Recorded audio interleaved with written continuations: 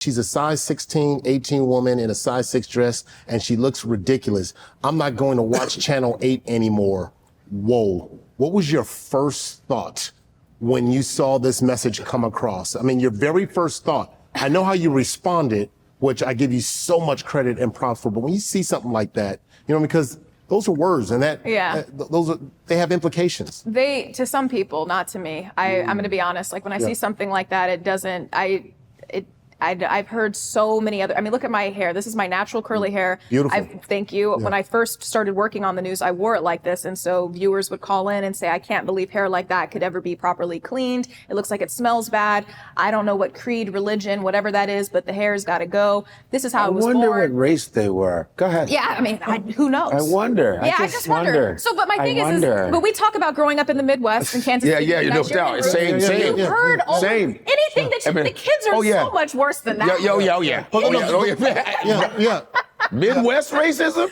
That's the real deal. But what was that like? But it wasn't even the way. It's like growing up on the block. You know, we were just roasting each other. No, of course. We roasted, no doubt. And I grew up with nothing but guys. So it's like they used to make fun of my sideburns. Somebody got the Ashanti sideburns. Anything anybody saw. All we did was joke. No doubt. That's right. Every day. Yes, so with that, you have a tougher skin getting into it. So when I see a comment like that, I remember when I didn't even see it directly. I saw that it was getting a lot of traction on Twitter. And then I'm like, why is my Twitter blowing up? Because Chance the Rapper had gotten a hold of it. And I'm like, oh my goodness. I'm like, oh, that's what that lady said? I'm like, oh. And he was like, don't be like Jan, Jan's big mad.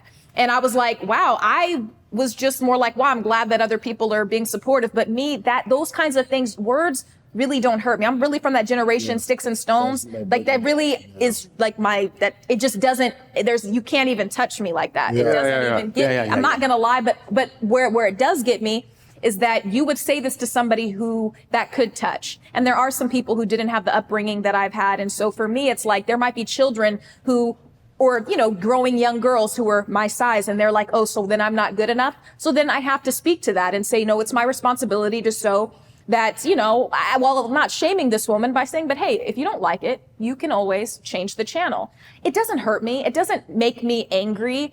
I don't know you. People have written long letters to me, my boss, the person who hired me, like my immediate boss. It's a very serious thing. My coworkers, long letters like this about how Demetria is inappropriate, what she wears, this, that, trying to literally get me fired. I've had coworkers try to get me fired based on the success that I was having. I've had people try, how it is. People try to actively sabotage you. Always. Oh, I've been in that situation before. You too? Of course. I've never heard any sabotaging of you. Oh, yeah. And I just have I explained myself? But you got to sabotage. So when you ask me that, I want to, because it's not appropriate, and people get too comfortable living behind their computer screens, but it has absolutely no effect. I just was appreciative that was a moment in solidarity of me being myself, my most authentic version of myself, and other people saying, you know what, we stand with you. And I appreciated that the most. And so that's what spoke to me. Not the words, and I'm not BSing you. I'm really from Kansas City. I'm really not, those words really, I'm telling you, totally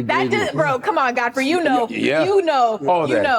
just, and a lot of these things, a lot of them are bots, man. Yes, 80% are bots. Dead internet theory? Yeah, because sometimes someone will say some really crazy stuff to me, and I'm automatically like, oh yeah, and I'm like, 0 posts. Yeah. And it's just some dude like, and you're like, it's a lot. The bots thing is crazy because I think it was Chance the Rapper. The same one will just kind of put out and expose kind of like even the Kendrick Lamar and Drake beef, and like how a lot of those comments were like kind of generated by bots to kind of like to attack Drake. So I didn't even know, like I'm just learning about how people are utilizing and weaponizing, but this was a real person. This was a real person that came after you. And so some people might, I'm looking at her, she's an older woman. For me, I'm just kind of like, people are trying to dox her online. I'm like, it's not that serious. I don't want anybody's personal safety to be harmed, even if you're disrespectful like that. She's not trying to physically harm me. That'd be a different story.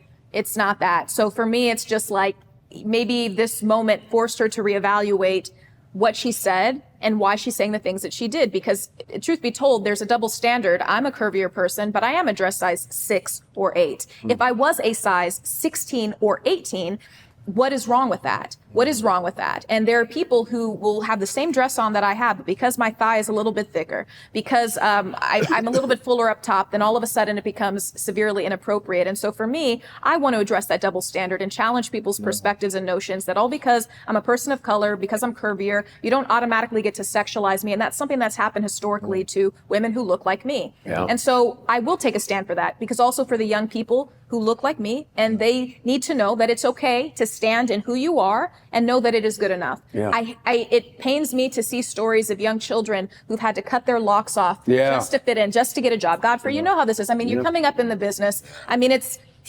you're constantly being analyzed and it's who you are. This is how I came out of the womb. This is my natural God-given hair. It's cleaned. It smells amazing. I just did you ever feel the pressure to, like, you know, because my daughters have hair just like you.